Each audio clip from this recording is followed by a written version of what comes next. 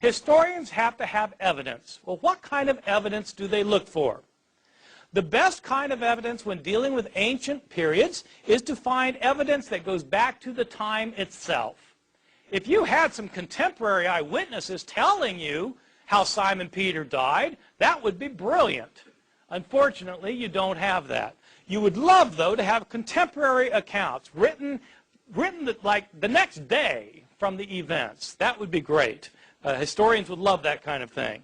Historians would love to have lots of sources. You want to have lots of sources that go back to the time of the events that are being narrated. You would like these sources to be independent of one another. If you have 20 sources, but they all got their story from the same guy, then you don't have 20 sources, you have one source. You want 20 independent sources who all attest the same event. Moreover, you want these independent sources to be consistent with one another.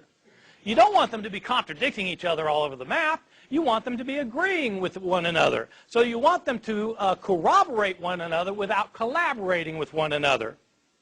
Moreover, you want them to be unbiased toward the subject matter. You don't want them to be skewing things in light of their own self-interests. If you're an ancient historian trying to establish what probably happened in the past. What kind of sources do we have when it comes to the Gospels? The Gospels are our sources for knowing about the resurrection of Jesus. Are they the kind of sources that historians would want when trying to establish what probably happened in the past? I think the answer to that question is no. When were the Gospels written? Well, they are not contemporary to the events they narrate. Scholars debate when the Gospels were written, but by far the most common datings are that Mark was written sometime around 65 or 70 A.D., Luke and Matthew about 10 or 15 years later, John maybe 10 or 15 years later, so John maybe around the year 90 or 95, Matthew and Luke around 80 to 85. These are the dates that are taught throughout the universities and divinity schools and seminaries of North America and Europe. I take them to be right for reasons that I can give you if anybody really wants to know. It's complicated arguments. If these dates are correct, it means that our earliest account of Jesus' resurrection is 40 years after the event. 40 years after the event. Well, Paul was writing before that, wasn't it? Yes, Paul was writing before that. Paul talks about the resurrection in 1 Corinthians. Well, that's 20 years after the event, so that's better. The Gospels give us the narratives. Paul makes reference to it, but there's a 20-year gap. You don't have somebody who was there writing about it. Second point, none of the authors were eyewitnesses. Paul himself indicates that he was not an eyewitness, and none of the gospel writers was an eyewitness. People, of course, call the gospel books Matthew, Mark, Luke, and John. Well, they call them Matthew, Mark, Luke, and John because we don't know who wrote these books, and there's no point calling them Sam, Fred, Jerry, and Harry. I mean, they're written by people. We don't know who they were written by.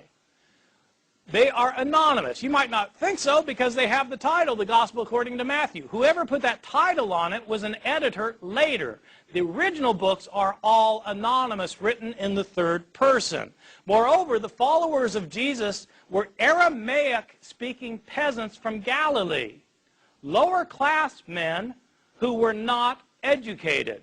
In fact, Peter and John in Acts chapter 4, verse 13, are literally said to be illiterate. They couldn't read and write. Of course not. They were fishermen. They didn't go to school. The vast majority of people in the ancient world never learned to read, let alone write. And their native language was Aramaic. These books are written in Greek by highly educated, rhetorically trained writers who are skilled in Greek composition. Probably not disciples and don't claim to be disciples. Where did these authors get their stories from? Well, if they were not disciples of Jesus, they must have heard the stories from somebody.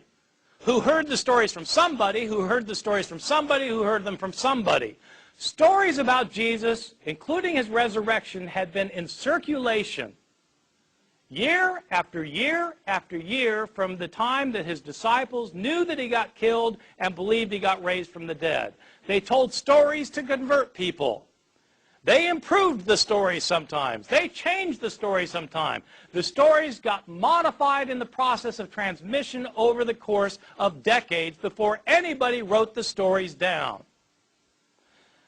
These stories are based on oral reports that have been in circulation for decades. What happens to oral reports in circulation year after year, decade after decade? They get changed. What evidence do we have that the stories about Jesus' death and resurrection got changed? You can read the stories yourself. Simply read Mark's account of Jesus' death and then read John's account of Jesus' death and make a list of everything that happens in both and compare your lists.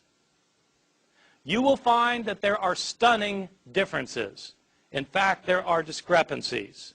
Let me give you just a list of very quick examples. What day did Jesus die on? That's a simple question. And luckily, we're told in both Mark and John. In Mark's gospel, we're told that Jesus died the day after the Passover meal was eaten in Jerusalem. John tells us explicitly, chapter 19, verse 14, that Jesus died the day before the Passover meal was eaten, on the day of preparation for the Passover. That's different. He couldn't die both days. What about the time? According to Mark, he died at 9 in the morning. According to John, he wasn't condemned to death until afternoon. John 19:14. These are accounts that differ from one another. Did Jesus carry his cross the entire way to Golgotha, or did Simon of Cyrene carry it? It depends which gospel you read.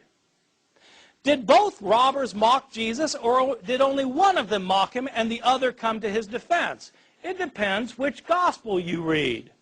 Did the curtain in the temple rip in half before Jesus died, or was it after he died? It depends which gospel you read. I can give you the references for all of these if you need me to, or you can look them up yourself. I'm not making these up. Those are just differences about Jesus' death. What about differences in the accounts of his resurrection? Well, who went to the tomb on the third day? Did Mary Magdalene go alone, or did Mary go with other women? Depends which gospel you read. If with other women, how many of them were there? What were their names? And which ones were they? It depends which gospels you read. Was the stone rolled away before the women got to the tomb or not? What did they see in the tomb? Did they see a man? Did they see two men? Or did they see an angel? Depends which gospel you read.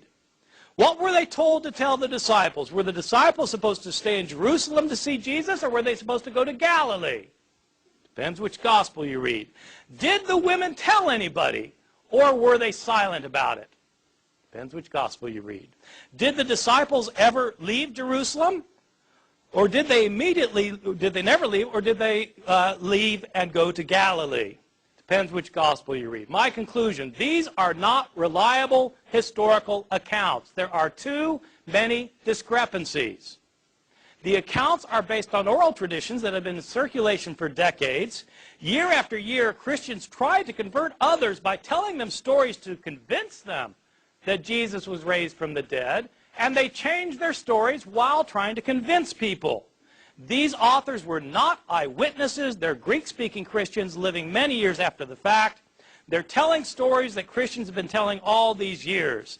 There was nobody there taking notes.